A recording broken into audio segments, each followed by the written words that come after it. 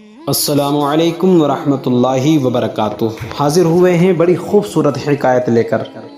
شیخ Saadi رحمۃ اللہ علیہ اپنی بستان سعدی میں باپ اور بیٹی کا ذکر کرتے ہوئے فرماتے ہیں کہ ایک رات میں سعدی اس ارادے سے سو گیا کہ صبح سویرے قافلے کے ساتھ مل کر سفر کروں گا۔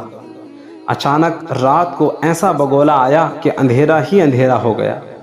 میں نے راستے میں دیکھا کہ ایک چھوٹی سی بچی اپنے دوپٹے کے ساتھ باپ کے چہرے سے گرد صاف کر رہی تھی، اور باپ اپنی بیٹی کو پیار کرتے ہوئے دیکھ کر رو پڑا اور کہنے لگا، بیٹی ایک وقت ایسا بھی آنے والا ہے کہ ان آنکھوں میں اس قدر مٹی بھر جائے گی جو اوڑھنیوں سے صاف نہ ہو سکے گی۔ سعدی رحمۃ اللہ علیہ فرماتے ہیں، ہر شخص کی روح قبر کی طرف سرکش گھوڑے کی طرح بھاگ رہی ہے، جس کو روکا نہیں جا سکتا۔ موت آ کر جسم کی رکاوٹ توڑ دے گی، جس سے جسم کا تعلق روح سے ٹوٹ جائے گا اور بالآخر جسم گڑھے میں گر جائے گا۔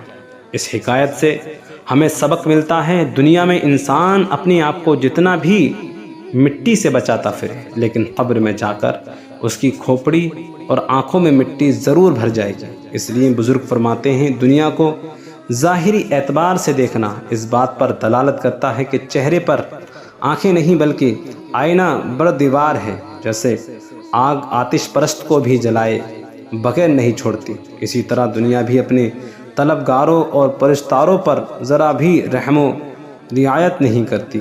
طبیبوں سے میں کیا پوچھوں علاج درد دل اپنا، مرض جب زندگی خود ہو تو پھر اس کی دوا کیا ہے۔ دنیا فانی ہے، ہر شخص کی حیرت اس کی بصیرت و بصارت کے مطابق ہے۔